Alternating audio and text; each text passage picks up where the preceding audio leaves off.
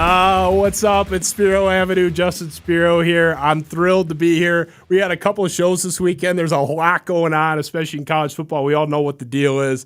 I don't have to ambush you with anything like that. We know what's happening. It's on the horizon. We're going to get to that in a second, but first, I have to get to the sponsor. We always say they keep our lights on. This beautiful little lantern I have over my shoulder, they keep that lantern on. They keep all the lights on. Tonight, it's Superior Home Lending. My good friend, Michael Fick. You want to do a home refi, which I happen to be doing right now. If you need a loan to get that Michigan ticket that you need for tomorrow, you could do that. Michael and I go way back. He's a Chippewa who happens to be a Michigan State fan. He's kind of like the reverse Anthony Broome and Chris Castellani. We love him. He's the man. And I got to say, I had Michigan State money line for a boatload last week. And my kids are going to be eating top ramen. So I called my buddy up and said, look, I got to get some equity out of this house. Otherwise, my kids might not eat this week. Michael said, no problem, and hooked it up. Most of that is not true, but seriously, call this guy. He's the man. You can call or email to apply and see if you qualify. Go to superiorloans.mortgage. Again, look for Michael Fick, NMLS number 1159792 at nationwidelicensing.org. Okay, now that the bills are paid and the lights will stay on for the duration of this episode, I'm going to set this up. Look, some people talk about the pursuit of greatness. It's a concept in life. You know, I want to be great. I want to pursue greatness. I talk about something a little different. I talk about the pursuit of great guests. I look for great guests. That is, I don't look at greatness. I look for great guests. But every once in a while, these two concepts intersect. And I can, at the same time, pursue a great guest and greatness simultaneously. And that's where we're at tonight. It's been a prolonged 2-year-plus courtship with many twists and turns, especially recently, but we got him. We made it. I feel like John Elway when he downed to the Packers to finally win the Super Bowl at age 37. He's a journalist. He's a best-selling author. He's always in high demand. He's got another interview in a few hours from now. He's John U. Bacon. Welcome to the Spiro Avenue Show. Hey, Justin, my pleasure. We pulled it off. A two-year courtship, as you said. Me sending you dates, you sending me dates. Nothing quite working. I'm glad it all finally worked out. I admit my abject ignorance that you've got a New York studio here in your basement for crying out loud. This is gorgeous, fantastic. So good to be here. I'm glad we worked it out. I appreciate it. I know, especially now we're on the eve of a big game. We all know that. I'm going to set it up, and then we're going to sort of throw the ball in your court going forward. So I want to set up this Michigan-Ohio State game that we have. We're, not everyone watches this live. We are in real time, just over about, 12 hours away. Some people are going to be catching this tomorrow morning, but whenever you're listening, we're close. Look, I've done a lot of digging, John. I've looked around. I've spent the last several days looking into this. I cannot find anybody credible, and what I mean is anybody that's not, MGO Harbaugh 8762 on Twitter. I can't find any credible media person, writer, what have you, that really thinks that Michigan has a legitimate, not just chance, but like 50% or better chance. Nobody's picking them. And I was thinking about this. I think it's kind of weird because when you look at everything in balance, I get the greater context of the last 15, 20 years. I understand that. But it's a rivalry game. Mm-hmm. Michigan's at home. The spread's only a touchdown. It's not like there's this huge gap or perception there. And it's 2 versus 5 in the college football playoff ranking. So I get, like, Ohio State's a rightful favorite. But the fact that I can't find anybody, not one credible person, anybody with a blue check mark that's saying, yeah, I'm taking Michigan. Look, even with OSU favored, normally in this scenario, rivalry game, 7-point, spread, whatever, the home team getting these points, I can find 20% of people that are going to pick the dog, 30%. I can't find 1%. And this is like, honestly, I don't know if Ohio State has stolen Michigan's soul or what it is. Mm-hmm. I can't find anybody taking them. Nobody has faith in this thing. So I'm going to give a quick snapshot before we get it back into your court. We pulled just some of the clips that I was looking around for. This is sort of the vibe. One of them at the end is actually from this studio, from Chris Castellani. But none of them are really leaning in strongly to a Michigan pick. So here we go, and this will sort of paint the picture for us going forward here. By the way, yeah. Are you bracing yourself for this game this weekend? I mean, I feel like the destruction of Michigan by Ohio State started last weekend against Michigan State. So you have Michigan, who is a run, live and die by the run. So that's already a disadvantage for Michigan. Ohio State's offense is going to score. So the question once again is, can Michigan play clock control? Can it not turn the ball over? And I'm not sure that anybody can do that, because all this defense has to do is cause a turnover here and there and do enough of just like keeping guys contained, and this offense is going to do what we saw this week. So at this point, I'm under the gaze of, at some point in that game, Ohio State's going to cause a turnover, and then the offense is going to take advantage of that, and that's game. Where do you? You're going to say wow, but I'm going to say 45-24. Which would be technically closing the gap, because I think we're talking the last time they played was a 56-27 drubbing in the Big House. I think Michigan will be prepared. I don't think they'll make those dumb mistakes. But they're playing like a team that is just, a leaps and bounds more talented bunch. I mean, I got to say, in my hours of research, the nicest things I saw were Joel Klatt appearing on Rich Eisen's show saying, if they disrupt C.J. Stroud, they might have a shot. Might. I mean, if they wreck C.J. Stroud's life, they might have a shot. My buddy, the Michigan alum, a good friend of mine, Scott Fink, he was in here a few days ago just visiting my kids, grabbing some stuff from me. And he says, look, I bet on Ohio State. Like, I'm betting against my alma mater. I'm at least going to get some money out of the deal. We have no shot. Now it's in your court, John. I mean, I haven't spoken to you about this. What do you make of this? Is it really that hopeless? Because I think Michigan's a pretty damn good team, and they're at home. So tell me what to make of this. Well, hopeless, I would not say. And by the way, I should probably explain, I'm wearing scarlet and gray right now. It occurs to me looking at your monitor. I didn't want to say anything. I swear to God, people, I just drove down from up north, stopping by to see my friend here on the way back to Ann Arbor. So dumb luck. It's Miami of Ohio, I swear to God, where I used to teach. So, but anyway, I would say this. I looked it up. First of all, get out of the way. My pick is Ohio State 35, Michigan 28. So I'm also picking the Bucks. I think they got a 1-3 shot, Michigan does, of winning this, still below your 50% threshold. So I fit your model, basically. And I looking at the stats the last this century, which is no longer a young century. There has not been, to my knowledge, I need to go back and check again to be sure. I think the only upset I can find on paper is 2018 when Michigan was fairly heavily favored at the Horseshoe, a good team, good run that year, the revenge tour and all that stuff. They lost by 20 or 30, a swamping once again. This is one crazy rivalry this last 2 decades. There have been no upsets. Now in the 90s when it goes back and forth like crazy on both sides, and Michigan State's been going back and forth almost nonstop for 20 years, I think. You can't pick that game. Truly throughout the records, the numbers mean nothing, et cetera, et cetera, et cetera. This game, they've held up very nicely, the numbers have. So they've seen no evidence since basically the 90s of when will Michigan, as the underdog, break this one open. It hasn't happened, basically. In your memory as a fan, it's been just about it. So that's the reluctance, I think. Furthermore, look, if you saw the damn game last weekend, Ohio State is clearly on all cylinders. They had the ball, they scored a touchdown. They're playing their best football at the right time. They have more talent than Michigan. Anybody denying that is not looking at the paper that I'm looking at, especially a quarterback, I would say.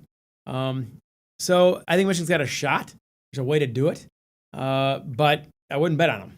You talk to any degenerate gambler out there, they'll always tell you. Where are you going with that one? I know a lot of them. I'll land the plane. Don't worry. I know. There's a few in my inner circle. Some people accuse me of being one. I'm a gambler, and I wouldn't say I'm a degenerate. But it's sort of a common theme, though, is not to overreact to the prior week. And part of the reason why Michigan marched into the shoe in 2018 as a favorite was because Ohio State looked like absolute ass against Maryland the week prior. Had no business really winning. They should have lost that game. The quarterback misses for Maryland, misses a receiver 3 feet in front of him standing there in the end zone. A pass that you and I make. In my sleep, untrained, with my left hand. It's a backyard pass. Yeah, that was a joke. Ohio State should have lost, and they looked, and that was not, no Maryland team is a good Maryland team. Even by Maryland standards, that was not some good Maryland team. And that was partly why you started to hear that, not just the Vegas line, but Ohio State's vulnerable. We overreacted to that. I'm wondering if this could be the reverse, where it's the bizarro 2018, because the corollary between the 2018 Michigan team and this Michigan team is there. I mean, they're not mirror images, but same record, kind of similar outlook, coming in hot. I wonder if we're overreacting to what we saw. I cannot tell you how bad Michigan State's secondary is. Is there a chance that we're hyping up Ohio State maybe a little bit too much based on one game? I'm a big believer in college football, not the NFL, but in college football, I'm with you. It's the roller coaster. When you're hot one weekend, you go down the next weekend because they're 20 years old. They're 19. I mean, get your own equilibrium at that age, of course. So if I'm coaching Michigan in this case, I'd rather have them come in, or coaching anybody, I'd rather have them come in fat and happy and believe in their press clippings and all this than ticked off my close call against Maryland. They got chewed out, they did from Urban Meyer. Monday and Tuesday is probably a brutal good practice. I think that actually will help Michigan, not hurt them in this case. Will it get you the distraction? Look, if Ohio State plays their A game and Michigan does, I think Ohio State wins for the reasons that we've described.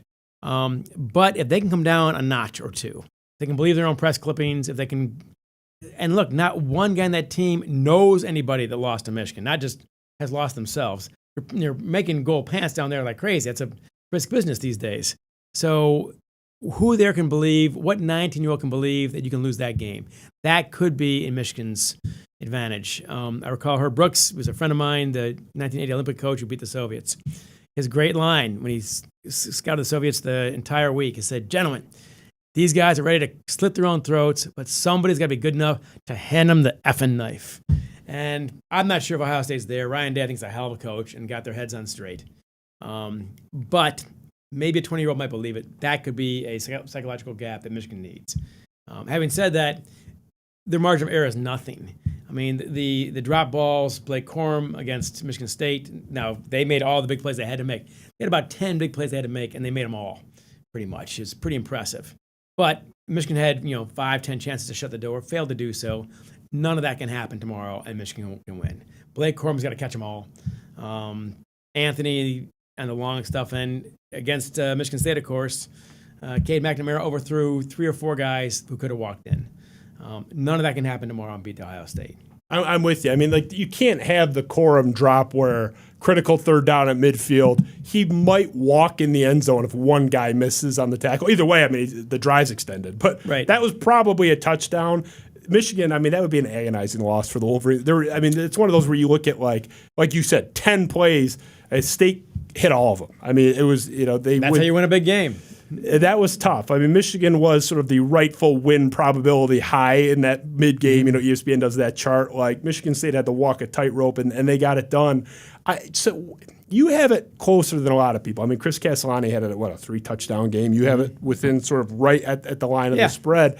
So you're thinking they're going to be in it. What does it look like? Because I've heard everyone call in all week to 97-1 or wherever and say, oh, we need to win the turnover margin 5-1. Like, look, if that happens, I mean, Rutgers was +6 in turnovers against Michigan State in 2020, and they beat us because if you're +6, I don't care if it's like a high school team, you might have a shot.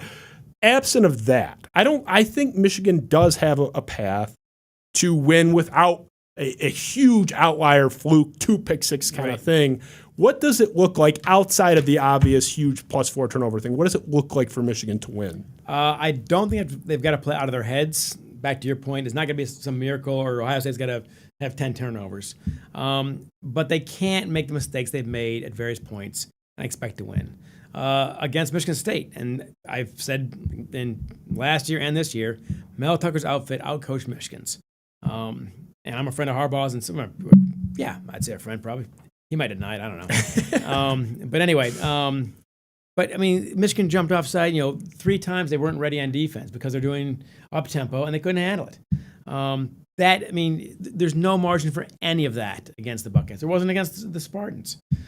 So dumb mistakes on defense like that can happen. The drop balls are a big deal. Cade McNamara cannot be overthrowing guys who've got separation. You got to drop it in the bucket. They've got to do all those things just to avoid the unforced errors. Then on the other side, you got Ojabo and Hutchinson. They got to keep Stroud running all day long. So you give that guy time. Michigan's cornerbacks are probably better than Michigan State's, but not that much better. Michigan State did a good job hitting the flats, moving the ball downfield. That can't happen either, because if Stroud's got time, they're going to lose. If he's got time all day long, they're going to lose. That to me is, I mean, you said it. That to me is the biggest one personally. Like those two, I don't know, they don't have to live in the backfield, but they have to go on a long vacation in the backfield. Like they don't have to pay taxes. Frequent flyers. Yeah. They gotta be frequently flying back there because Stroud. Look, I mean, Stroud is favorite or co-favorite to win the Heisman. He's phenomenal. It's not well. And then, of course, Mr. Walker's right in that list. But hey. That's buried now. Unfortunately, when you have a 6-carry outing and a blowout loss, see you tomorrow. He's probably done. But it's not to knock on Stroud, but the reality is, as great as he is, like most quarterbacks, if you get in his face, he doesn't do very well. That seems to be the case, and the problem is no one really knows because that O-line is pretty damn good, and it's been hard to get to. So. If you can get to him, can you rattle his cage? I recall a friend of mine who does UFC, Ultimate Fighting. He loves undefeated opponents because those guys have never been hit in the mouth. This is kind of that case. Oregon hit him. Nebraska gave him a scare. Penn State gave him a scare. But they've not been behind the 8 ball late in the game where you think you're screwed. Yeah. And that, I mean, you're pulling for straws here, granted. But if you get them behind by 7 or 10, fourth quarter, who knows what they have? No one knows. Yeah, that's the thing. I think, and I've heard other people say this too. Joe Klatt's been big on this train, and I agree with him. He's picking Ohio State, but he does think, as I do, that this Michigan team is the best positioned in the last 10 years at least to beat them based on those defensive ends. They have not seen a combo that good all year. Mostly because they're probably the best pair in the country, I would argue. They're right up. I mean, those two guys are phenomenal. Hutchinson, that guy, talking about living in the backfield. That guy lived in the backfield in East Lansing. I don't know. It's a miracle we won that game with the defensive end who was shaking hands with the quarterback every single dropback. I mean, it was crazy. So hey, all I can say is Walker. He got the job done. We talked about it a little bit. Let's get back into it. The 2018 Michigan team, I think, is somewhat instructive. It's the last time Michigan fans that I know, obviously, they were favored in the game, felt this good going in.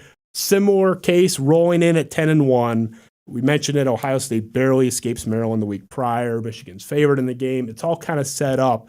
ESPN, right before the game, it's the day of the game, it's like leading into the game, 10 minutes before kickoff back in 2018, they played a feature about the revenge tour, talking about it. We spliced it up a little bit. This is what they played in 2018 on the Michigan side right before kickoff 3 years ago.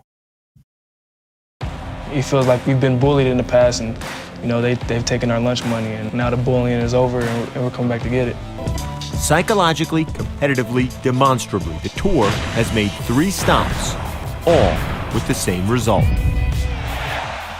We're just getting after it. We're having fun, and we got revenge to give out.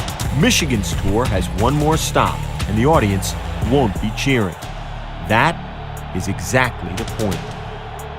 What is the best kind of revenge? Win. Simple as that. So, I mean, that sets the table. Michigan's brimming with confidence. They're a 4.5-point road favorite going into OSU. I mean, for the record, that's an equivalent of saying if they were at home, they'd be a 10.5-point favorite, right? The 6-point almost swing. Unheard of, right? It's just insane in hindsight. They end up losing 62-39. I'm wondering, I mean, first of all, I don't know. We don't have to get deep into 2018. I don't know what happened there. I thought that team was pretty well situated too, but I'm wondering if they're not better off now. They're a lot more quiet. They have all the boxes checked where they got the snarl, they got the record, they've got a pretty damn good resume.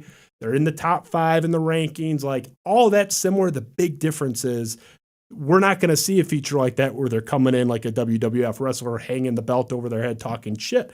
They're kind of walking softly and carrying a big stick here. Is that fair? How do you read this? That's a smarter way to go about it. The last thing you want to do is poke the bear, right? I mean, give any team, the Michigan State rivalry, the same thing. Once in a while, the big talking team wins, but usually it's a team that shuts up that wins. There's a lesson in that, obviously. And, I mean, if you believe all that, just keep it to yourselves. Don't give the other team old school stuff. Once in a while, it's good to get out, open your mouth, but I don't think very often.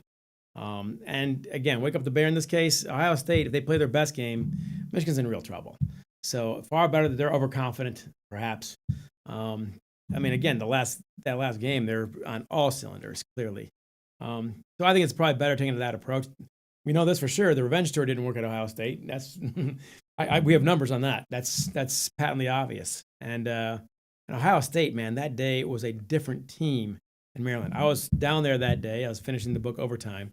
I could not find one person, like you said about Michigan being not favored by anybody this time around the horseshoe. Fans, former players, coaches, people I know, media guys in the press box. I could not find one person to take the Buckeyes. Everyone was just girding their loins, waiting for bad news, and it did not happen by a long shot. So who knows tomorrow? But I think you increase your chances by shutting up. Yeah, you were and you mentioned it, kind of in the throes of that. And, I had read Overtime, which is a phenomenal book, by the way, which Thank you. I have to say. 3 and Out, which we'll get to in a little bit, in a small portion later, is to me like top 5 sports book ever. Very kind. I'm a huge fan of 3 and Out. It's phenomenal. I don't know how they keep letting you have this access. It's just Depends on who the coach is. You haven't burned them yet. Maybe that's why. But it's like I would, if it were my program, I'd be like, no. Well, one ID would disagree, but anyway. If we'll actually get to that too. That'll be later in passing, if anything else. But you were there. You're writing a book on it actively. You weren't a mole. You weren't hiding an event. Like their attitude going into that game. I read your book, but not everyone has. Like, they had complete and total confidence. Exactly. They were, but loudly, like outwardly confident. Yep. I like what they're doing now. You said I think it's better. I feel like I'm trying to talk myself, even though I'm rooting for Ohio State for the record. But I feel like I'm trying to talk myself into it. But I just like Michigan's attitude. They're a rightful underdog. Ohio State, I think, is better. Yes. But I'm with you. If Michigan plays a little bit better than Ohio State, Michigan's A game, Ohio State's B+ game, I don't think the gap is insurmountable. I just don't. But I mean, you were there. What was your take 2018, and were they too confident going in? In hindsight, we can certainly believe that. I did not know what was going to happen beforehand. Like everyone else, I probably thought this is the year. It's the Maryland game the week before. But this is a bad Ohio State team. These guys are not good. They'd gotten smoked by Purdue, of course. You recall that game. It's like, what's going on with this team? It's not an Urban Meyer team. Well, they were, it turns out. And Don Brown, I like him personally. I think he did a hell of a job in many ways. But eventually, his defense got sorted out, and they picked it apart. Furthermore, they had 3 or 4 plays when the game was still close in the third quarter. 3 or 4 plays, a drop ball, and so on. You just can't have those things in games like this. I'm sympathetic to the guy who drops it. The game's hard. I don't care what team you're on. It's very difficult to play this game. And yet, in a game like that, you just can't do it. And, tight ends dropped them in that game, and Shea Patterson made some mistakes he can't make. And then it could happen tomorrow also. The wheels start wobbling, Ohio State will tear you apart. That's what happened last weekend, of course. Once you get up to a start like that, you're in big trouble right away. One advantage, of course, is Michigan is at home. Although it's Thanksgiving weekend. Half the students are gone, and you'll see a lot of red up there. You're going to hear a lot of red, I think, in the stadium. So Ohio State will not be lonely in that environment. They've converted you to the red here, so they got you on their side. So I mean, you said friends with Harbaugh, whether it's friendly, friends, whatever. We'll call it friends. I don't. Keep in mind, we don't talk on the phone. It's not like that. Well, so. I don't know. Not bad. He's an odd guy. I will talk about him in a second, actually, too. I mean, I never met him. You can speak to it more than I can. He comes off to me as peculiar. I'm actually a big Harbaugh fan, but is that allowed in your? Well, green and white. Wait till you see some of the stuff I said when they hired him, man. The Harbaugh's the next segment. I want to put a button though. I don't think you're writing a book that we know about, right? You haven't been in the locker room this year. The latest book is around here somewhere. But you've seen the guy prepare for this game in particular. You've seen him prepare in a very similar spot, 2018. You know him personally. You're friends with him. You had to guess. What is Jim Harbaugh's message this week? How is he running the Michigan-Ohio State week this week? My guess is, and I'm not in the locker room, I'm not talking to sources about this. Right. This is speculation. That it's all about confidence. Because no one there has ever beaten Ohio State or come all that close, frankly. I mean, who's been around since 2016? Nope, none of these guys. That's the last time it came down to the wire, basically. So it's got to be an internal pump-up job on that front. And demystifying Ohio State, I think, is the deal. If I'm Ryan Day, I do the opposite. I try to get them a little scared, and this team can beat you. Watch out. As the phrase goes, respect all, fear none. That's both sides in this thing. That said, what's underestimated with what Jim did, I mean, Ward Manuel tore apart his contract, cut his salary in half, basically, from more or less $8 million to $4 million. A lot of incentives in there. He can get it back, but he's got to earn it by beating Ohio State, winning division, and all this other stuff. But it was basically a year-by-year contract with very little buyout. And you got to give him credit for this. He swapped out 6 of his 10 coaches, including Don Brown, guys who've been around for a long time, guys he liked, friends of his, and brought in Michael Hart, brought in Ron Bellamy, guys like this, that have worked out incredibly well. I think has delegated a lot of the camaraderie and the team spirit to those guys who are younger, 35-year-old guys, with the guys, and the guys are responding. The body language last year and the Michigan State game, granted, it's COVID, there's no one in the stands, the whole thing is just eerie and weird. But Michigan, this is week 2. They just beat a ranked Minnesota team. Michigan State just lost to Rutgers. You think this is going to be a debacle, right? I mean, the spread was ridiculous. Michigan did not want to be there, and Michigan State did. And they played like it. They outplayed Michigan flat out. This team wants to be there, is my impression. And that will go a long way tomorrow. We'll see how far it goes. But without that, you have no chance. When we had Connor, it's just interesting what you said about 2020 really quick. Connor Hayward was on the show. He just announced he's going to be done after the year here. But I was asking him about the 2020 game.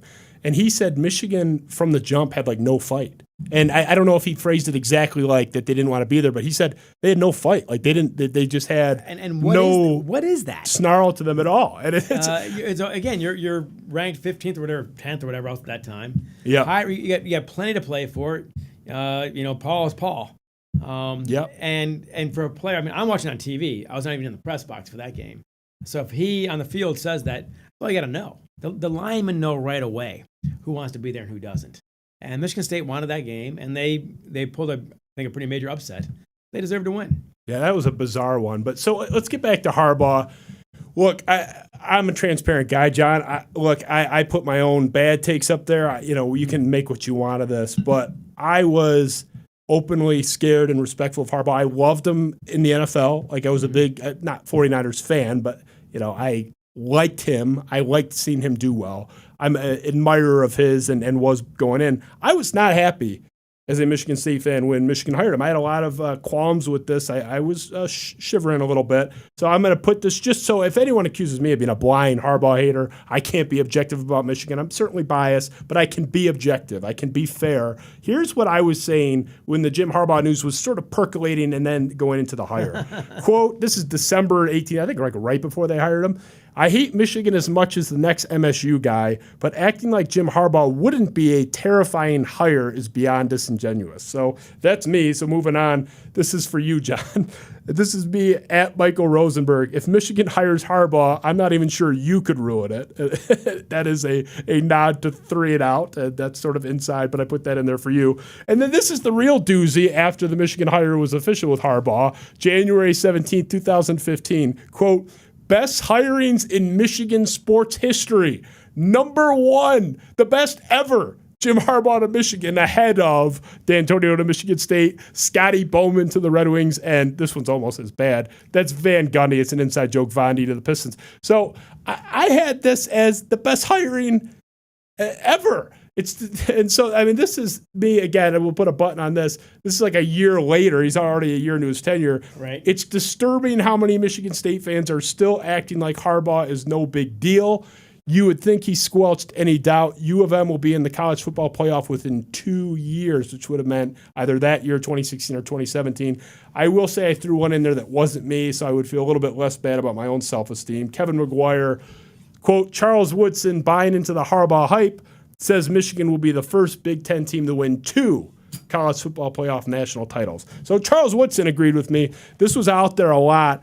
And look, I put this in there to frame that, look, it's not a Michigan State guy just shitting on Harbaugh because I'm a Michigan State guy. Like, I was a huge fan of his. I was fearful of him. You're a big narrative guy, John. You're an incredible storyteller, one of the best storytellers in the sports genre, maybe just period. Big fan of your writing. This, to me, seems like to use the cliche, narrative game. This is a story game in the story of Jim Harbaugh. What is the Jim Harbaugh story from the master storyteller, John? What is the Jim Harbaugh story if they lose tomorrow? Because if that happens, they're 10-2 with losses to Michigan State again, losses to Ohio State again. Hasn't this been a failure? Isn't the story a failure at that point? To a big chunk, the reason you can't find Michigan fans who are excited about the game, they're interested, they're anxious about it, they're eager for it, they're going to watch, they're selling tickets and all this stuff. You're hard pressed to find any Michigan fan out there that I've seen out there saying, "Oh yeah, it's going to happen, can't wait, 2018, all that stuff." It's Charlie Brown and Lucy. I mean, it's 20 years of thinking you're going to kick the ball and it never happens. So they're not on board with both feet. They're very cautiously optimistic, I would say. And likewise, and the reason is this. I mean, 10-2 is a good record. They'll still be a top 15 team. They'll go to a good bowl game. All that is check, check, and check. And you lost to Michigan State, and you lost to Ohio State. And that will be the lingering fact. I mean, he'll be the coach next year. There's no way he get fired at 10-2, I don't think. Can't imagine that. But as I joked before, some Michigan fans are not happy unless they're not happy, and they will not be happy about that. And I would also say that as a rule, you win or you lose, who cares? But in this case, style points will count for something. If you go down to the wire, and you played well, and you wanted to be there, as we pointed out to 2019 or 2020, at the Michigan State game, then they'll score some points for that with the Michigan fans, I think, and probably the national audience. If they get blown out again, a 20-point game, then watch the internet tomorrow night. Pitchforks and torches. It'll be the 10 wins will get almost erased in the minds of many Michigan fans. That's where it is. And I think that's fair. This is not year one. This is not 2015 or 17 or 19. I mean, we're 7 years into this thing. Look, you have to play the games. We've on this show alone discussed multiple blowouts, but I think it's probably safe to say they would have lost last year. Just putting it out there. Throwing it out there? It just, at some point, look, Woodson had them national titles, plural. I had them national titles, plural. Mm-hmm. They haven't even been to Indianapolis.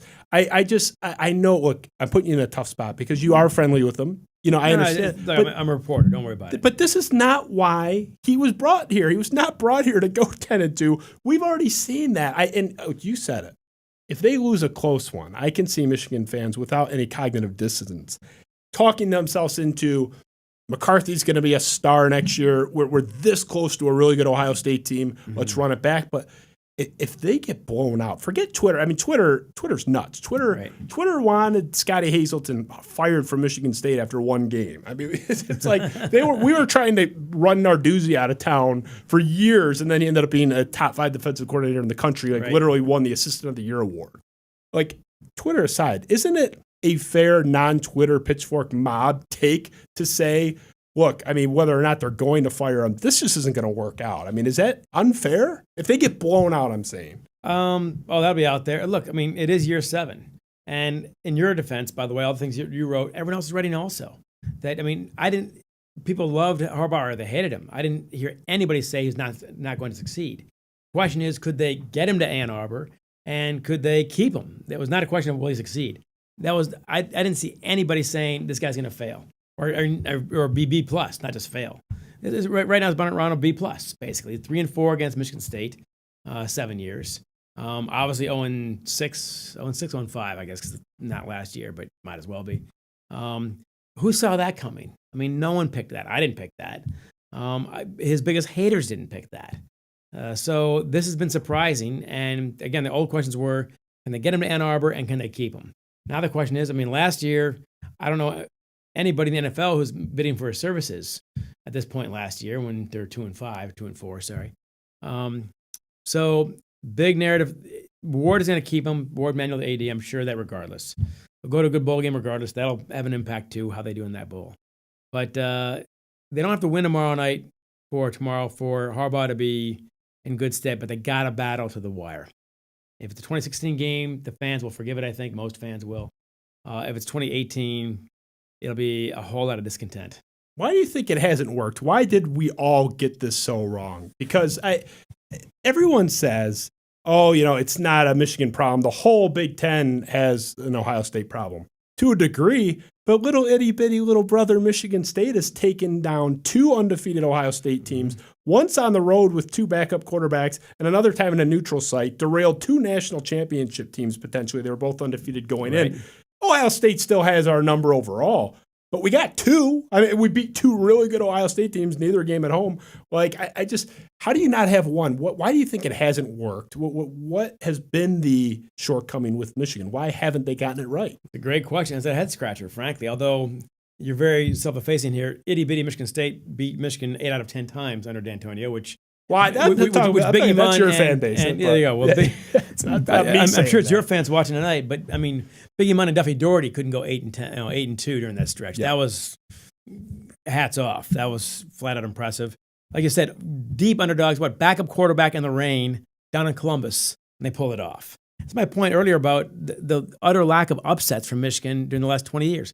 They haven't pulled any rabbits out of a hat. 95 in the 90s, they're doing it all the time against better teams, better Ohio State teams. So it is a head scratcher. What I didn't see happen was the lull in basically 17 and then 1920 is the real surprising thing. In 2018, you could say that, okay, 2017 was the 9-4 disappointment, but look at them now. They're 10-1 and blah, blah, blah.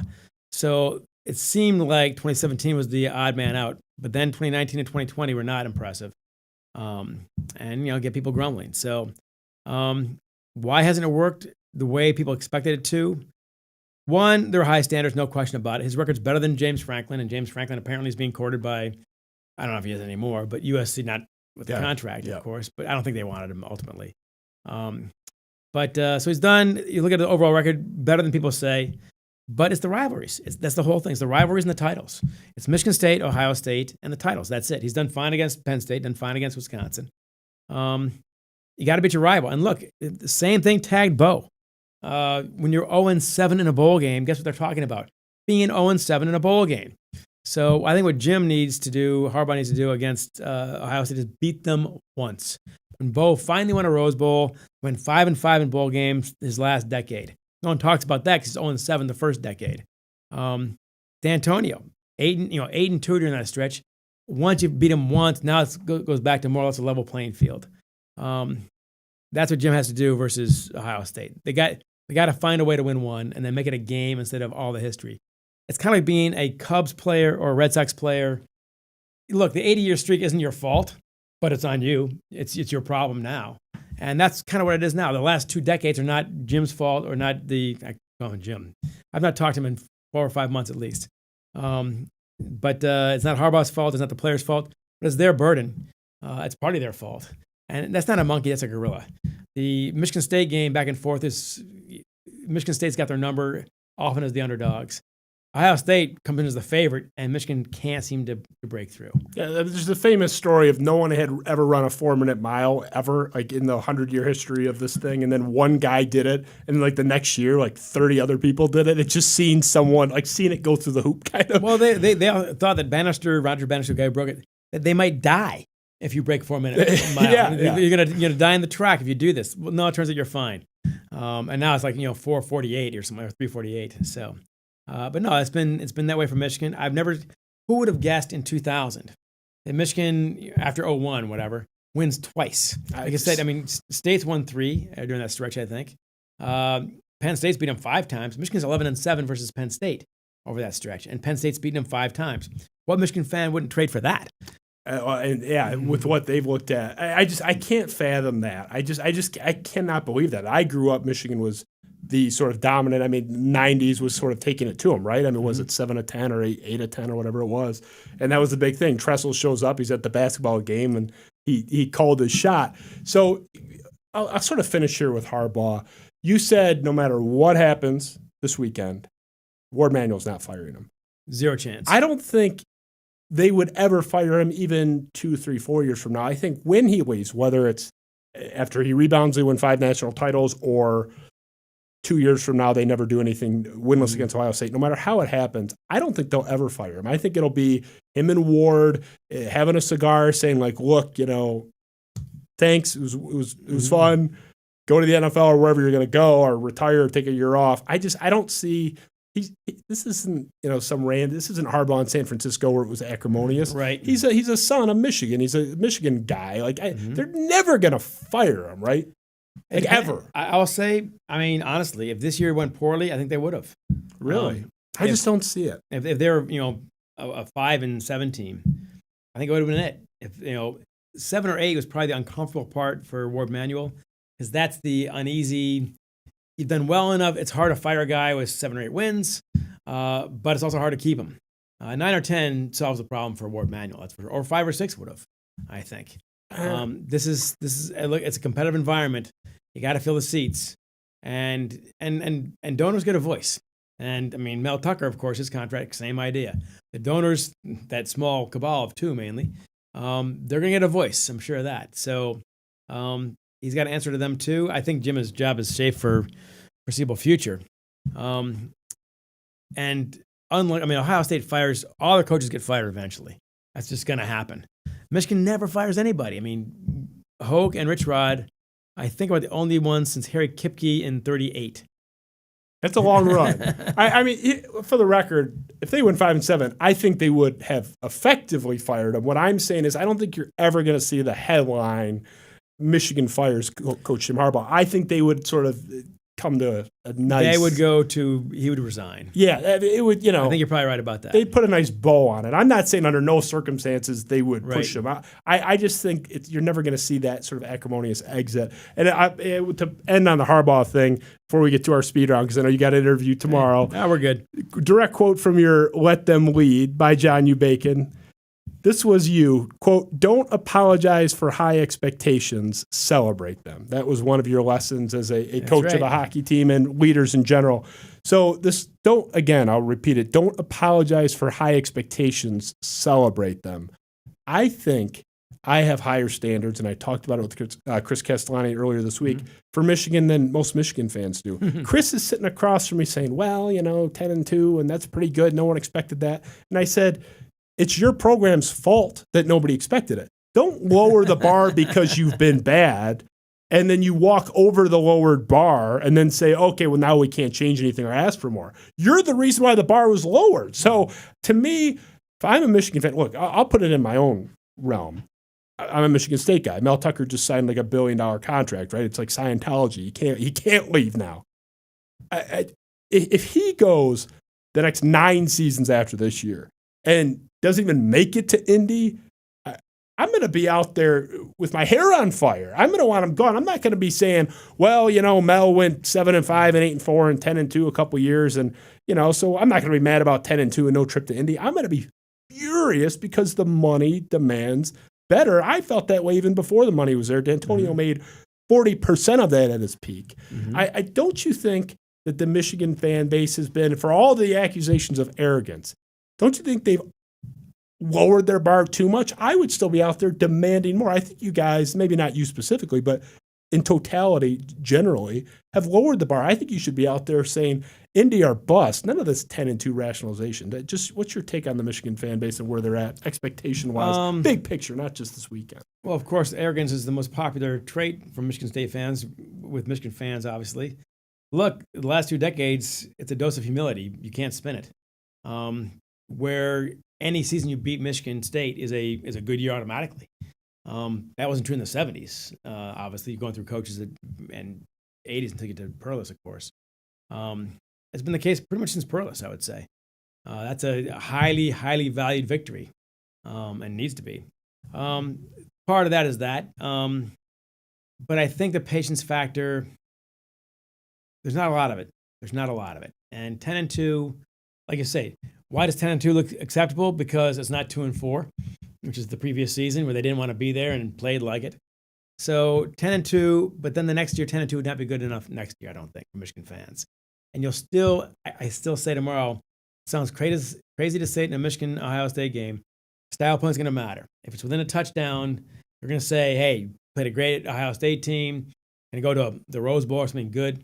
If they get swamped tomorrow, it will be ugly fast on Monday. Yeah, I'm with you. I get frustrated on principle with, again, Chris Castellani, good friend of mine, diehard Michigan fan. It's like, Why do I want more than you do from your program? And I should want Michigan to fail, but just on principle, it's the best goddamn fight song. It's an incredible program history. There's so much there. They got incredible resources. Demand more. Well, and in college football too, you've hit upon some major themes there. Look, what Michigan State has done in basketball. Judd, obviously, and Izzo, who's also a friend of mine, by the way, since I'm dropping friends and all that. Love Tom. He's great. Done a phenomenal job. That is one of the blue blood programs in college basketball and has been for 20, 30 years at least. Certainly the whole Izzo era it has been. So that's where the bar is. Whereas Michigan basketball, whatever they do is gravy. Everyone's just happy.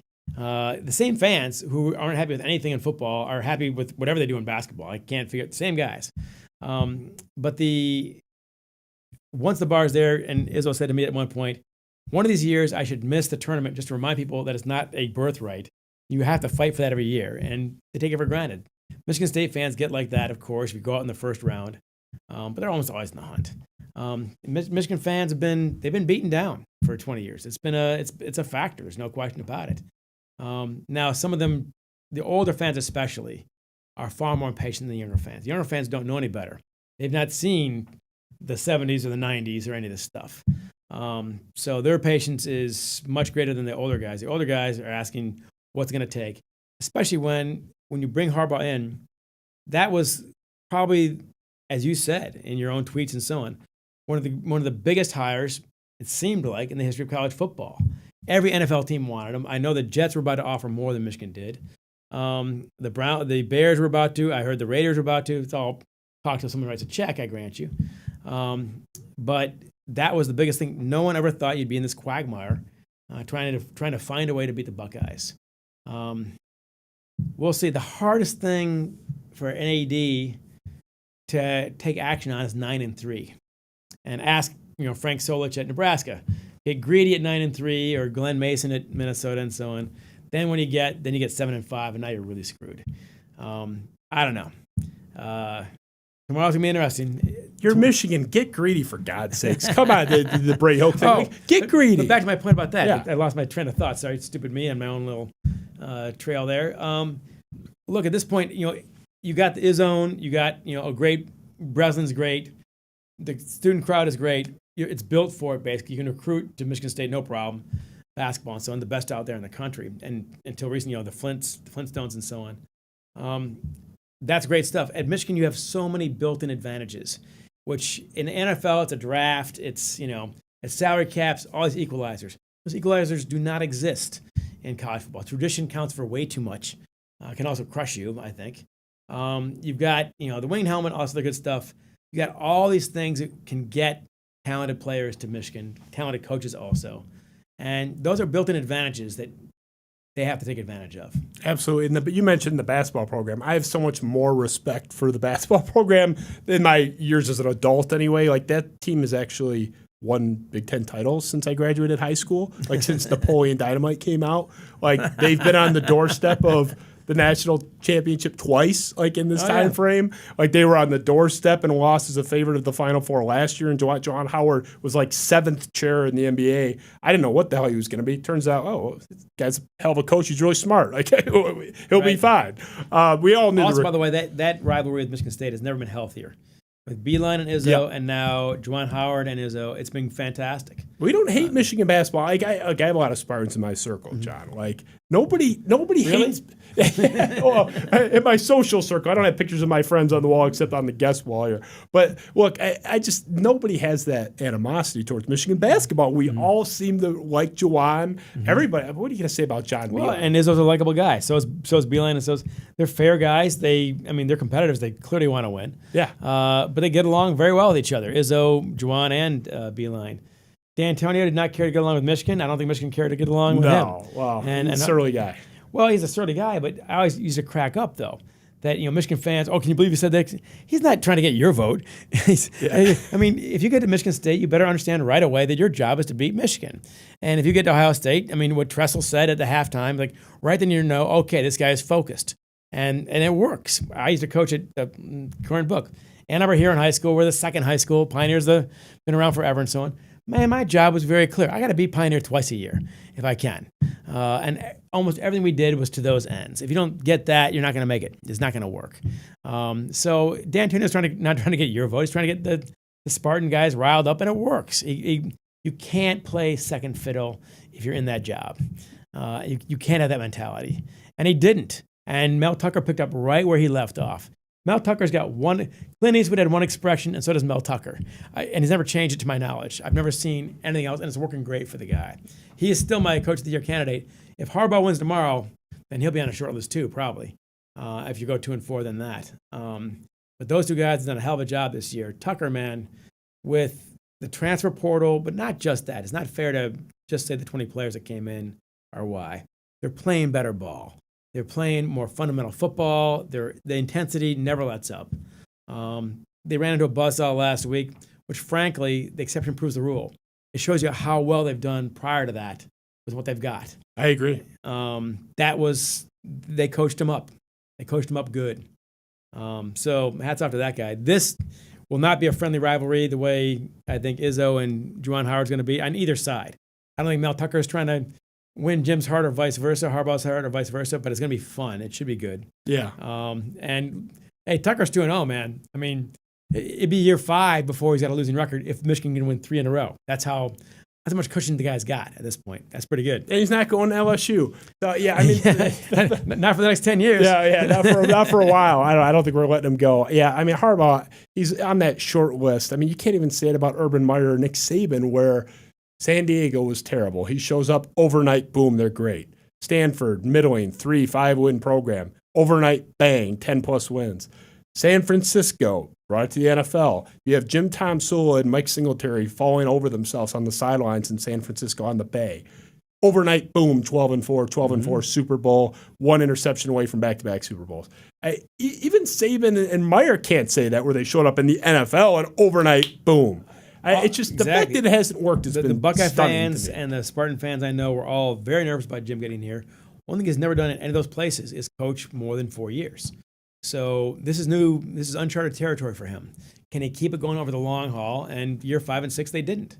So year 7, I think, frankly, I had no idea what was going to happen this year. When I was asked, on radio and so on, it could be 5 wins, could be 10. And I was not guessing 10. I was guessing very wimpily 7.5. And I thought by August, maybe 8. Because I just didn't see it. So this team has already done better than I expected. But like we said, I can't recall, does any team have more writing on it than Michigan does tomorrow? No. This is we said, it's a legacy game. I don't know if all is forgiven. He'd be 1-5. But a lot would be. So much would be. If they're going into Indy as a heavy favorite, I think they win. I think you're playing for the Big Ten title tomorrow. If they win going to Indy, they're going to the college football playoff. No one's going to be whining about JT Barrett's spot or the 62-39. And by the way, as far as the damn spot goes, I've seen more photos of that than the Zapruder film and JFK. And I'm pretty sure that Harvey Oswald was the assassin in that case. I've seen every angle you can see. Who can make that call? I've not seen it definitively either way. Perfect segue, because that question's actually in the speed round, John. Fire. So hold that thought. Let's go to the speed round, Ben. Let's do it. I'll stretch out. And then you poor soul. Look at these graphics, man. Well, I know. I'm a newbie. We're trying to impress you. It's working. You do a lot of media, John. So if I don't have my best, foot forward here, you're never going to show up again. Okay, so we'll start here. We talked about the rules. Go as long as you want. Do your thing. Rich Rodriguez, specifically, you wrote the aforementioned 3 and out about Rich Rodriguez's 3 years there. What did you make of Rich Rodriguez, the Michigan tenure, the Cliff Notes version? I think he should have gotten a 4th year. What did you make of that whole thing? I got to know him quite well. Of course, I'm in the locker room for those 3 years. He was a lot better privately than publicly. PR was not his strength. He'd say all the right things in a press conference, and then 5-10 minutes in, after a tough loss, he'd say one thing that you knew damn well was going to be the only headline that you saw the next day. And that would happen repeatedly. He's a much better guy than Michigan fans and others gave him credit for. The players liked him, as a rule. And he was good to them, I think. And, a lot of those guys, look, the year after he leaves, as you point out, they win 11 games, win the Sugar Bowl and all this other stuff. I think he deserved a 4th year, but as far as getting a 4th year, it almost doesn't matter if you deserve it or not. there's so much water in that ship by the time the third year ended. I don't know who could have steered it. It was probably better for everybody at that point to split. It's interesting though, because they were 3-9, 5-7, 7-5. You would think it's like, okay, I know the step one was very low to the ground, but right. I feel like wasn't the trajectory positive? Why was it? No question. And again, I mean, and that was his team that went 11-2 the next year. Yep. That was his team. There's no question. And look at Brady Hoke, the opposite, 11-8-7-5. So you can't say that's getting better. I think Rich deserved a fourth year. I don't know if I'm the AD. I don't know if I would have done it. I think I probably would have. But again, at some point, fairness is not even part of it. One thing I learned about that, this applies to Izzo, and it might apply to Mel Tucker too. The biggest takeaway I got from that time was that in the NFL, Bill Parcells can go from the Patriots to the Jets, arch rival. Nobody cares. Who cares? It means nothing. It's plugging in a toaster. Here's a socket. There's a socket. Toast pops up. It's the same damn machine. In college football, that's why I prefer it. It's a heart transplant. You have the right size heart, the right blood type.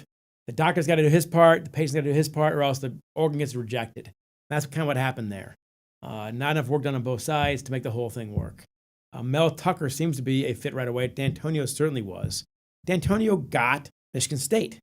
And I've never seen anyone feed more effectively on disrespect than he did. I think he went around looking for it. And few things motivate you more in life than that does for anybody. I thought it was brilliant what he would do with motivation in that regard. If you don't get where you are and the place does not get you, you're in trouble. And Tommy Amaker, a very good coach at Harvard, has done great with the basketball team there. They've gotten to the tournament, never got Michigan to the tournament. It never quite worked. And here's the weird part is you never quite know until the guy is already there. And then it either works or it doesn't. And if it doesn't work, I don't know what you do. I mean, I mean, it'll be mostly on you because my perception is 90% drawn from having read your book, 3 and Out. But we have a mutual friend we talked about before the show, Jack Johnson, Michigan hockey great up until a few months ago, the highest drafted Michigan hockey player ever. That's right. But Jack and I subscribe to basically the Michigan administration and the inner circle of Michigan made him screwed on a rival because they didn't receive him. You said there was stuff both sides. I'm not saying Rich Rod was perfect, but do you think basically he had little to no shot on a rival with the way they handled him, and then we'll move on? He was up against obstacles he did not even perceive until year 2 or 3. And that's a hard place to be. I think, if he had gotten his defensive coordinator out of West Virginia, if they were average on defense, they would have been 8 or 9 wins. The offense was that exciting. I got to tell you this, though. Talk to Michigan fans. What has been more fun to watch than Denard Robinson for a long time? I mean, that guy was Anthony Carter-esque, Desmond Howard, that category. But again, it's a heart transplant. You better know what you're walking into and start making nice as fast as you can and find out where your potential enemies might be. That's also where Michigan was. It was not at his best, that's for sure. I can't remember the context in the book, and I'm going to botch the paraphrase quote here, but there was some quote in 3 and Out where he was sitting in an office and was just like, it was like, why are they doing this, or why are they like this about the Michigan administration? There was some kind of like, why is this way? Like he felt betrayed, I think was the insinuation, or like, why are they doing this to me kind of thing. Again, I'm botching the quote, but the sentiment, I think I'm on point. Yeah, there are a lot of crossed wires. Yeah. In fact, crossed wires were the rule, not the exception during that time. It wasn't like 1 or 2. Yeah. It's like the whole thing was frying, the switchboard, basically. It was just a mess. It was hard to watch. It was hard to write, and I hear it's hard to read. But it's like as a train wreck, you can't stop watching, basically. And drew you in, apparently, so I appreciate that. That's why it's a phenomenal book. And still, it plays today, just in terms of the backer. You could read that tomorrow. It has not aged poorly at all. And a friend of mine in a scientific field at Michigan, I can't divulge it, he said, you think you're writing about the football program. This is every damn department at Michigan. I thought, whoa. You guys have an interesting culture up there. Michigan State has their own like kind of problems. Like our board of trustees is way too powerful. Sorry, I don't retired now. Brian Masalam was going to be here in a day and a half. You though. Not you, Brian. But there's some inner mechanics there with both schools that are different, but both weird in their own way. And people forget Rich Rodriguez turned down Alabama the year prior to turned down Alabama the year prior to Saban taking it. Right. I mean, that's he was hot. Michigan came after Rich Rod with everything they had, basically. And he was the Harbaugh of his time. Yeah. He was the hot commodity. So, as my editor pointed out, who went to Harvard, he doesn't have any dog in this fight. He says, have Michigan fans forgotten that Michigan went after him? He didn't come begging for a job. They went after him. So it was an odd time, to say the least. And look, you look back at, we're trying to explain, 8-10 or 8-2, D'Antonio, 2 victories over Ohio State during this time. If you got turnover like that, the clock stops and you have to start all over again. It's a tiresome process. Turnover will kill you in this business, and Michigan's had a lot of it. They had the hottest girl at the ball 2 of the last 3 hires. They're going up and down. So everyone wanted Rich Rod. Nobody wanted Brady Hoke. Everybody wanted Harbaugh, so they're gonna. If Harbaugh doesn't work out, I guess they'll have to try maybe Dan Campbell, someone else nobody wants. Dan Campbell had the cold call for his job in Detroit. That's another story for a different show.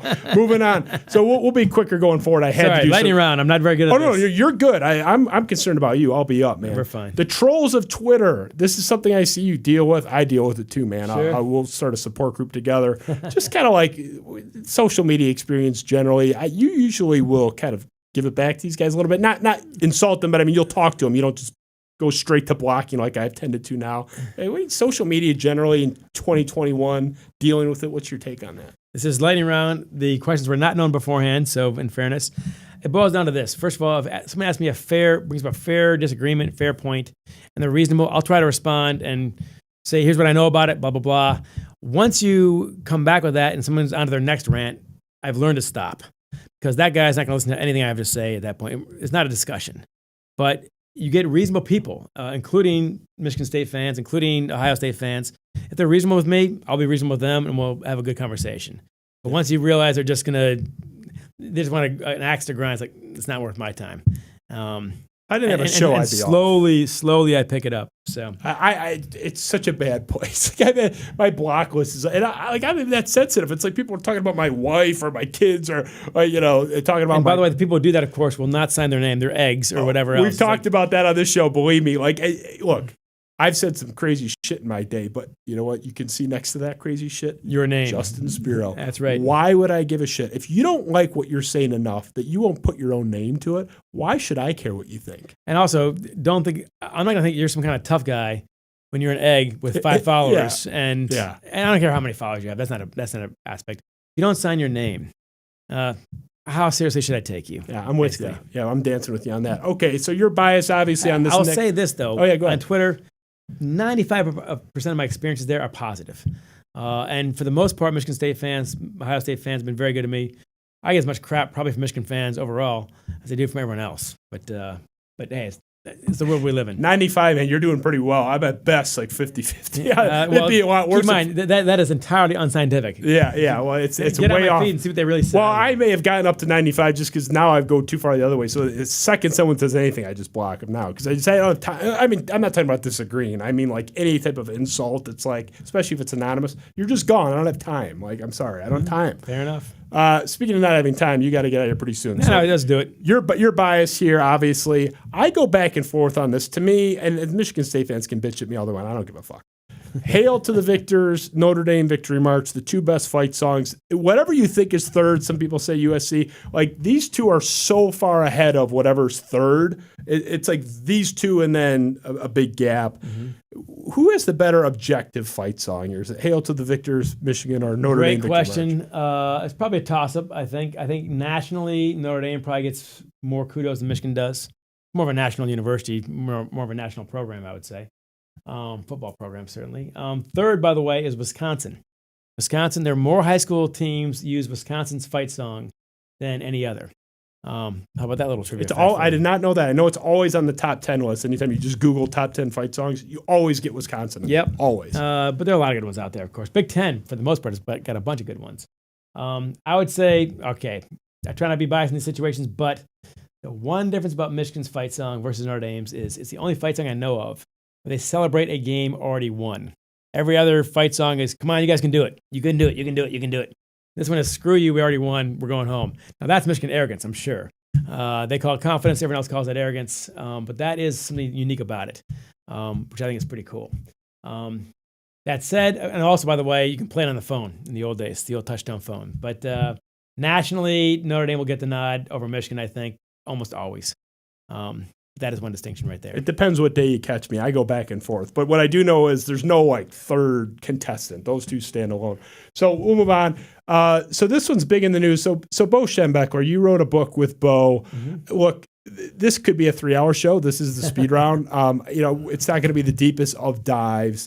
But, the Bo statue is vandalized this week, I think, 2 days ago now, a few days ago. The Mark Anderson story, just generally, what's your take on this situation? You knew Bo. You wrote a book with him. You knew the guy. What do you make of this? I knew him very well, of course. You can get on my website, johnnubacon.com. I've written 3 stories on this. Someone, I ignored it, said, like ignoring sexual abuse in your backyard. No, I haven't. 3 stories, 7,000 words. That's about 20 pages. So there's plenty I've written about this, a lot of original research on this. A few things. One, it's Dr. Robert Anderson, clearly guilty. Clearly a horrible situation, and anybody who tries to spin it is being stupid. I recall at some point early on, somebody at Michigan was saying that there's no parallel whatsoever to the Michigan State situation. It's got every parallel. It's a team doctor abusing college students. What's not parallel about this? And contemporaneous reports of it, and exactly. continues. The evidence is overwhelming. Yeah. The one difference, and it's not a moral difference by any means, is that this happened 30, 40 years ago. So there are no emails. They're not the text messages you get in a modern case. There's not the emails you get in a modern case. And almost everyone involved, largely not the victims, but Bo, Don Canham, the AD, Dr. Anderson, the guy who's supposed to fire him, Thomas Easthope, they're all gone. So your odds of trying to find out exactly what happened get pretty slim. We're probably going to be in the guesswork situation. I wrote a 5,000-word piece on this, which I recommend. 4 players have come out and to say that they told Bo about Dr. Anderson, but the question is, how'd you tell him? We're into murky territory here. And that is, did you say, the guy said, what's up with the finger up the where? Okay, that means you don't like the rectal exam. No one does. But it was, I looked it up, Johns Hopkins, U.S. military, Michigan, all on campus, everywhere on campus.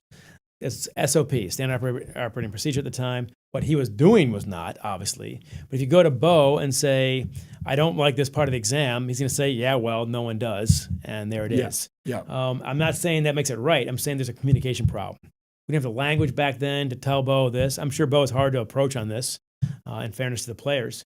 But you're left with a sad and uncertain situation. I have seen other situations, for example, with the food.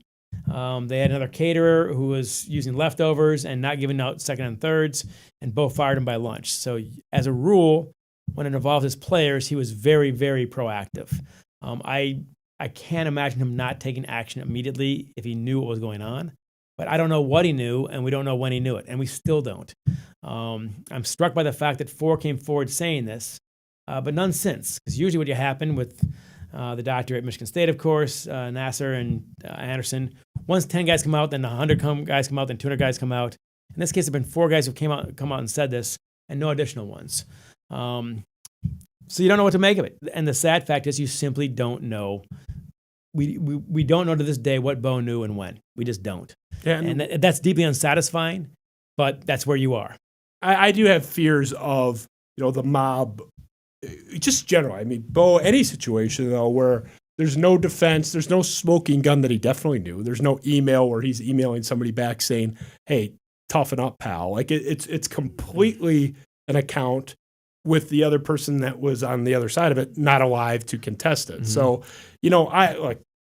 I don't know what shit you've gotten. I know Jim Harbaugh got into a lot of trouble optically for saying, it's not the guy I knew. And everyone's like, well, you have to believe the victims. Well, Jim Harbaugh, in his defense, is a guy that had a real experience with this coach. And if that's not consistent, I didn't have the same problem some did with Harbaugh saying, look, I had a relationship with Bo Schembechler.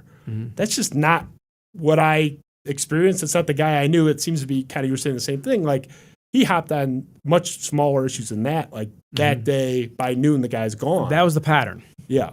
So it's a departure from But here's my thing. People say, I would never believe that Bo. Look, I'm a journalist. I have to believe it. If someone came to me and said, look, here's the smoking gun, it would suck.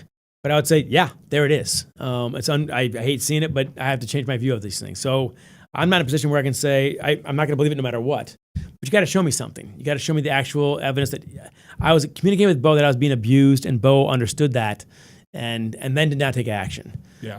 I haven't seen that. The climate now is like evidence is sort of secondary. Here's what I hate about optional. both I don't sides of feel this that thing way. is that, like you said, it's knee-jerk and it's black and white. And this one has got nuance and a shade of gray. It's deeply unsatisfying, but it does not, with the evidence we have now, does not fall conveniently in this bucket or that bucket that I've seen. Yeah, I'm with you. And, hopefully one way or another, I mean, it's hard to prove a negative. There can be some exculpatory evidence, down the road that we can't even foresee. I just hope there's some clarity on it going forward. But as of right now, I'm with you. We don't know. And I don't like deciding anything on lack of evidence, pro or con. So we'll move on from Bo. Another character that we do have a lot of emails from, Dave Brandon. Look, Dave Brandon, I thought, was one of in my young life, relatively speaking, one of the worst athletic directors I can recall, certainly in the Big Ten. Just seemed tone deaf, out of it, not really finger on the pulse. I mean, I think the apex is what Sugar Shane Morrison, his concussion issue and the subsequent handling of that. I mean, you were in the throes of this program in the department. Some say on the edges. I think you were pretty far in there. You were in the building for a lot of stuff. Like, what did you make of Dave Brandon? What was your take on him as an AD? I thought he was terrible. I recommend End Zone. And by the way, Spartan fans, the rise, fall, and return of Michigan football, as I say in the book, because the book came out before a game was played. They rip on you all the time. Of course they do, and I just got to let it go. It's the culture I was talking about. As Brian Cook of MGO Blog said, the athletic department no longer hates you as a fan, because that was what they're dealing with for 4 years. So it's just people got the experience, but fair enough. Anyway, my take on that, when he was hired, like everyone else, I thought this guy's got an amazing background. He's been a CEO of Domino's Pizza, made a lot of money there, of course. And by the way, not a good, but a great regent of Michigan. And even his detractors told me that. He's a huge force behind getting the Children's Hospital started. He did a lot of good things as a regent, no question about it. So that background, played for Bo, wasn't a great player, but so what? I mean, Jim Hackett wasn't either. It's not how you measure that stuff. So you think, okay, this should work, and I believed it. I thought this should work, and then I started hearing things internally that it wasn't working, and then ring by ring, it goes from the epicenter to the point Shane Morris, where finally it's in ring 5. And the whole world sees that this is dysfunctional. This is not working. And if I had to boil it down, it's that Dave worked his ass off, and he loved Michigan. I don't doubt any of those two things. I think he's a very smart guy in many ways. But when I get there are certainly business aspects, and we've seen it the last week, Penn State contract, Michigan State contract. It's a business and a big one in many ways. I get that. If you treat it like a business, you will alienate the people who actually pay the money for the business, drive the hardcore followers. It is a religion. Look at this. It is a religion. I mean, this is not, I don't see a Lions room like this anywhere. It's certainly it is a church. It's a secular religion, basically. And if you don't get that, you start alienating those in your flocks, and you don't get them back. You don't get them back. And that's what happened at Michigan. And he said on 60 Minutes, the business model is broken. Yeah. Because the players aren't paid and the band isn't paid, and a lot of things don't make sense that that we do at college football. And if you treat it solely like a business, you're going to lose them. And Don Canham didn't, and Bill Martin didn't, and Dave Brandon kind of did. Yeah, even things like I don't know where you stand on the Fab Five. We don't have to get into all that, but they do the documentary through ESPN on the Fab Five, and they're asking Dave Brandon. He's interviewed for it, and hey, like, what do you think about Chris Webber coming back? And I don't know. You have your finger on the pulse more than I do. I don't know a single Michigan fan in my ether. I have a lot of them in my circle that are like, oh fuck the Fab Five. Like, stay away. They're cheaters. Everybody wants them back. And he goes on TV in this documentary and is like, well, Chris has to come and apologize and make good on the shit he did. And then, obviously he didn't swear. Right. But his attitude is just like kind of cold. Like, I think if you have a feel for your program and the fan base and what the people want, you would say, let's be a little more conciliatory. But yeah, I'd say that, and you're dead right. The crowd wants him back. Maybe 20% don't. and probably in the old guard. And Juwan will certainly help in that regard. If you're already in the building, you're halfway home. Yeah. And Jalen Rose, by the way, and I wrote this about him years ago, 25 years ago. He was by far, at Michigan State, of course, by far probably the most immature at the time, the most eccentric, the lightning rod in a way that Chris Webber was not, I think. And certainly Juwan wasn't. But he grew up. He grew up and, he graduated from college, put his money in this academy downtown. He takes his job at ESPN very seriously. Jalen Rose grew up, in my opinion. Chris Webber, I would say this in defense of Dave Brandon. My feelings are, look, now it's totally allowed. So it's like, cannabis. We still have guys in jail for this because you can make more by lunch at the local cannabis shop. But my take on that, though, is that he did lie about it, and people for 10 years after him paid the price for his actions. And those guys got screwed out of their experience based on probation and so on. Amaker got a lot of that brunt, Beeline to some degree. I think there is an apology that needs to be made, probably by both sides. Because where were the adults? He's 19, and all this stuff was going on. You're not paying attention to this stuff. So, furthermore, right now with the Fab Five, it's kind of the Fab Four and one. The four are together, and the one isn't. So that has to be. There are a few bridges that have to be rebuilt for this thing to work. I'm not saying it can't be done by any means, and it's a forgiving society. And furthermore, Michigan. They were selling the jerseys at top dollar, and he couldn't. You cannot legally get $5 out of the deal. It was a screwed up time. I'll say that. You got to get number 4 back in the fold. We talked about my Harbaugh love. Chris Webber's one of my favorite basketball players ever. I was too young when he was in Michigan, but his NBA career, I just loved his game. Little hot potato at the end of games in big spots, but just big that could shoot and pass. The best passing big. Top 3 anyway of my lifetime. Just incredible passing big. Guys over 6'8", unbelievable. I'm a big Chris Webber guy. Bring him back. Enough's enough. Come on, get it together. He'll be back by the end of this decade. I would guarantee that. But because of, I think, the Juwan Howard thing, between time and Juwan Howard's presence there, it's the ultimate sort of foot in the door. It's going to happen. I'm with you. I'm with you. So losing your press pass is my next one. That's our next. So what happened with losing your press pass? Why did they do that to you? The official reason was an email sent by a good friend of mine. Brandon would not send it himself. His minions did work like that. And it's because I am a freelancer. I'm not doing a regular beat. And therefore I cannot justify my press pass. Now, if that was the measure, half that press box would have been gone. Bloggers who have 10 followers are in there. I'm freelancing for the Wall Street Journal. I'm freelancing for pretty serious stuff. I had a regular gig on Michigan radio, which is 500,000 listeners now, more than that, like 1 million listeners. Ann Arbor, Flint, and Grand Rapids. That's a legitimate journalism outfit, of course. So it was a made-up reason. It's ridiculous, and I got this. Really. And I emailed back to my friend, and I said, are we serious about this? Because what about X, Y, and Z? And I'll say it with a smiley face and so on. I'm not going to put up a fight about this. And she just wrote back, ... tears, ... She was put in a horrible position. And the dirty little secret, Justin, is I had a great time. I could wear jeans. I could drink beer. I could sit in the stands. You're allowed to cheer, but I can't because all those wires are kind of cut. I don't trust my hands to go up at the right time or any of this stuff. It did not affect my work at all. I kept doing my work. My best-selling book out of that batch is End Zone, which came out of the time that I had no access to the program whatsoever. So it didn't set me back at all. It was embarrassing for Michigan, for me, to see Michigan stoop to this level. When I go to Michigan State's press box, Mark Hollis is the first guy to come up and put his arm around me. How you doing? Can we do anything for you? I felt horrible that he got caught up in the Dr. Nasser stuff. He was a phenomenal athletic director. He was my pick. He or Jim Phillips to be the next commissioner of the Big Ten. It was petty and stupid and pointless, is what that was. Why were they so mad at you though? It wasn't they. It was one guy. Why was Dave Brandon? And the people around him and the people around him were embarrassed. Just didn't like the reporting generally. I really don't know. I can't say for sure. Where I respect Bo, if you've got a problem with someone, you got 2 choices: talk to the person you got a problem with, or shut the hell up. And Izzo follows the same exact pattern. Good Uper, of course.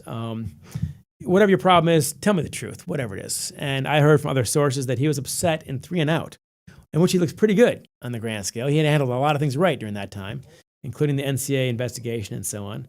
I pointed out that he had not been an AD before. Well, your resume points that out. You can't be CEO of Domino's Pizza and an AD at the same time. If that upsets you, if that's what it was, and that's third hand. So I really, to this day, cannot tell you exactly why. That's an odd one. It's just bizarre. So we'll move on. We hit it a little bit. So it was silly, and it was silly and pointless, and did not give him the results that he wanted. Well, that sort of speaks to the tenure generally. So real quick, was JT Barrett short? You said you just don't know. Here's my position. I can't tell to this day. I can't tell for sure. These people on both sides, he was clearly short. And the fact that you can't tell, by the way, is all the more reason to stay with the call on the field by the letter of the law. I don't know whether he made it or not. It looked like it was right on the line. It was a quarter inch either way. And I think the right call was made because of the call on the field. If they had marked him short, I would have said they should have upheld the short call. The call on the field is what dictates this. And yes, you're with me on that. You don't think? No, look, I mean, if you can show me one photo that he's definitely made it, another photo where he definitely didn't, we don't know. Yeah, it's back to the bigger issue. What did Bo know? We don't know. And this thing right here, we don't know. And they didn't recover from that too, because the next play was it Weber just walks. Well, that's the other thing too. I mean, it's like the Bill Buckner play. That's not when you lost the game. Yeah. I mean, a lot of things went wrong before that, went wrong after that, and blah blah blah. In this case, they're starting on the 20-yard line, I think, or 15. It's like the 18 or something like that. Yeah. You can still stop them. I mean, hold them to a field goal and roll it over.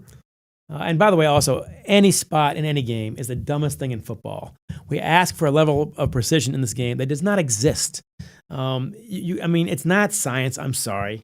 And where the knee is and where the ball is and blah, blah, blah. You're asking some 65-year-old guy to run out from 40 yards away and put the damn thing, pull it out of a scrum and put it down somewhere. You're guessing within 2 yards. No one knows anything about that situation. And if the game comes down to that, you just took your chances, one way or the other. Yep. We'll finish here. Last one, as we're talking about Michigan conspiracy theories, Michigan-related conspiracy theories. This is one of my favorite ones. Did Michigan duck Ohio State in 2020 with their COVID situation? Not saying that they made up the COVID cases, but were they using it as an excuse, a legitimate excuse to get out of it? Whereas if they were playing for the Big Ten title berth in Indianapolis with the same exact COVID situation, maybe they find a way to play that game. Where do you land on that? The dumb answer is I don't know. I've talked to people, friends of mine inside the program, that there was a COVID outbreak. That's legit.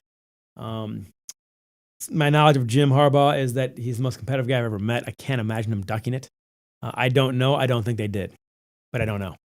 Fair enough. I don't think they did either. I just think if they are, it's not a conscious decision. I think subconsciously you're not as enthusiastic about facing. I can say this, having seen Michigan play Michigan State that year, and as your friend on the team pointed out, they were less than enthusiastic. I bet they were not terribly disappointed inside the locker room that year to say, "Oh no, we're not getting 11-1 Ohio State. Damn it!" Right. I feel like they. I don't know. It's all speculation. I just think I push back on that. There's some cover up where they're twisting their mustache in the layer, saying, I'm not. That's as a rule between a cover up between corruption and incompetence. Always go with incompetence. This is not incompetence. I mean, everyone getting COVID is partly incompetence, I guess. I don't know. That usually explains things. Furthermore, if you're Harbaugh, it's a horrible season. But if you lose to Ohio State, what have you lost? You're 2-4 anyway. If you pull a rabbit out of a hat, you just saved a whole lot. Yeah, that's a good point too. I don't think they ducked it. I just think subconsciously they probably find a way to get on the field if they had a really good team in the stakes. Jim might have been upset, but I bet the players weren't. Yeah, fair enough. Well, that was it, man. You got a big day tomorrow. Yeah. Good luck to your boys. I hope they lose. And by the way, your boy Ben, I had no idea how much work went into this. My apologies. Hey, we're good, man. We're good. Tell Ben, by the way, the man behind the door over there, that when I heard about his 3 or 4 hours of effort going into this thing, you can't leave a man like that hanging. Oh, I know. I appreciate it. You came hauling ass from up north to be here. There we go. With your Buckeye red. And just appreciate you coming in. And that's Miami of Ohio, I swear to God. Miami of Ohio. That's what you claim. I didn't see any logo. I just see that red, man. But look, I think it'll be a big one tomorrow. I can't wait to watch it. We have not talked about Michigan State, Penn State. That remains a big game. I brought you in for the Michigan hour. You got other guys to talk about that stuff. You want to talk about Mel Tucker? But I'll tell you what, that is a big game, though. If Michigan loses tomorrow, as expected. Yeah. Although I think, like I said, I think they got a real shot. Michigan State, Penn State's favored right now, but it means nothing to me. That's just betting money. If they win tomorrow, they've got 2 losses, and Michigan will have what? I guess they'll have 2 total. They'll both be 10-2, and Michigan State won the head-to-head. So, I mean, I'm old school, John. I think this could be a battle for the Rose Bowl, for example.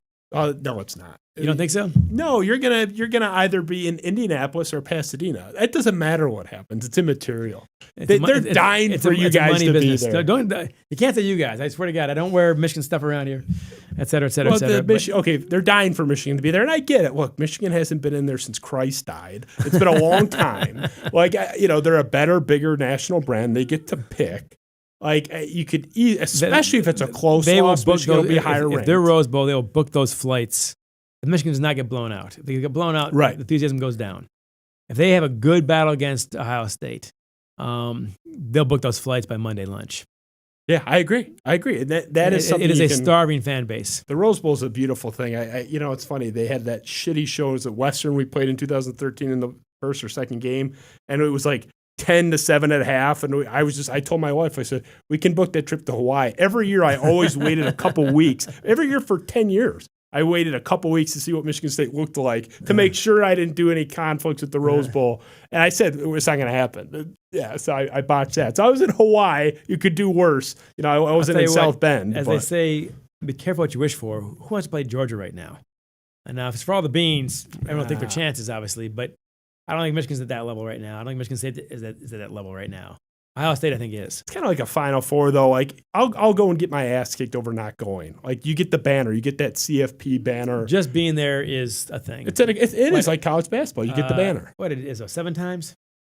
I think we're at 8 now, right? 8, that's right. Yeah. I'd have to count them off. It's 99, 2000, 01, 05, 09, 2010, 2015, 2000. It is 8. Yeah, we're at 8. I should know that offhand. Talk about his record. If you won 2 out of 8, that's average. That's 1 out of 4. That's exactly how many you're supposed to win. And guess what? You get to the Final Four, they're all good. Anybody there can win the damn thing. They're that good. Automatically. You don't cheese your way to the Final Four. Oh, yeah, and Gordon Hayward followed Draymond Green, so we got robbed out of that. There you go. But no one's bitter. That's, of course, the case, right? No, yeah. It was only 11 years ago. I'm still haunted by it, but, I don't know. That's one thing great about sports fans, man. Ask them the worst call ever, and they can still pull it out of their subterranean memories. I always say, you say you're buddies with Tom. Anybody that ever runs into Tom Izzo, whether it's at Meet the Spartans or whatever, at Midnight Madness, wherever, you see him at the grocery store, doesn't matter. Go up to Tom Izzo, my advice. If you can only say one thing to the guy, did Gordon Hayward follow Draymond Green? That's all you got to say. He'll know exactly what you're talking about. I've done it twice. The reaction's hilarious. It's the same thing both times. Yeah, of course he fucking did. He'll F-bomb you. In a nice way. It's just we were cheated. It is what it is. And then Kalen Lucas and whatever. I'll go cry about it later. So, John, man, it was a pleasure to have you. It's been an odyssey to get you in the chair. An odyssey is fair. I'm a big fan of yours, as you know. Big fan of your work. Everyone should read all your books. I just finished. Where's the current book? You got to flash it, man. I always try to clear the deck. There you go. Let them lead. John, you were nice enough. Unexpected lessons in leadership from America's worst high school hockey team. NPR today called it one of the books they love. So we made their greatest hits list today. It's an incredible book. I'm only because I bought the Kindle version a few days ago, right when I got done with overtime. But it's a great book on leadership. There's no chapter in there about 2 weeks after you lose to your rival, blaming the referees in a press conference like Jim Harbaugh did. It's much more of a solid North Star guiding light for leadership and incredible life story. I still say 3 and Out was one of the 5 best sports books ever written. You're up there with Ball 4, in Moneyball. I mean that. I'm a huge. That book's 15 years old almost now, right? Holy mackerel! It's close. About 10. It's incredible. I've read it 2.5 times. Wow! So highly recommend that. And thank you to the great and powerful Oz Ben Augusta on the other side of the library wall now. Ben, man, you're great. We do have Brian Masalam, MSU trustee, who was our former MSU trustee now, and the CEO of Spartan Wealth, who was personally thanked by Mel Tucker in his announcing of the 10-year extension. And I think deserved it. Yeah, he got it across the finish line. He'll deny that. He hasn't told me that. He doesn't know all the people I know in his atmosphere. Everyone is saying Brian got that. We all love Ishbia. We all love St. Andre. Gilbert wasn't involved in this one. We all love Gilbert. Strayhorn, love you too. Masalam is the one that was really pushing that boulder over the finish line. So if you're happy Mel Tucker's still here, which I think everyone in Spartan Nation certainly is, and that he's not going to Baton Rouge.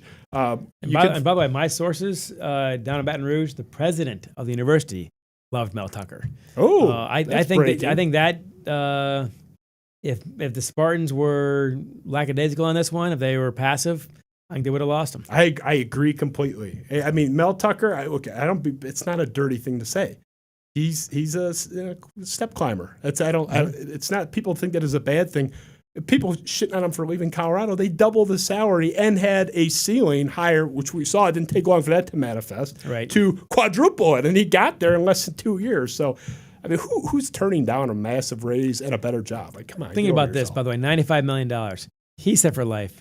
So are his grandkids. Probably so is everybody in his lineage. Yeah. To the end of time. As long as someone does not somehow screw this up unbelievably badly. Yeah. Your DNA is set for life. Yeah. Who's going to turn that down? But he's got to stay in Colorado with that program. Like, whatever. Get over yourselves, people. Go see a therapist. Do whatever you got to do, because it's ridiculous to begrudge somebody for that. I'm happy. So you can thank Brian Masalam, on my show in the comments or whatever. He's the man. I'm thrilled to have him be his second appearance with us. He was the last one that I had on when my wife was like 8.75 months pregnant with our third kid. And I told him, I said, this is the one time that I have to have my ringer on, and I had the cell phone right next to me. You see, it's not next to me now. I always had my phone on the ground and off. It was the one time on the Spiro Avenue show I had my phone on right in front of me just in case. And she did go into labor 24 hours after Brian Masalam appeared. So she held off just long enough. But we're excited to have Brian back. John, big day for you tomorrow. Good luck to you, with your media appearances, with your football team. Hope you lose, but there are a lot of Wolverines in my social circle. I will be happy for if you pull it off. I can't say us or we are into that stuff, but I'll be in the press box watching with interest. How about that? There you go. With your broken arms, you don't know how to clap or whatever that line was. So thank you again to Ben. Eric Williamson and his boxers on his couch, our set designer, graphic designer. Love you guys. Big one this weekend. And, we'll sneak in a little go green against Penn State. 10-2 would be lovely. Thank you guys all. We'll see you in about a day and a half. Enjoy your Saturday. It'll be a big one. Thanks.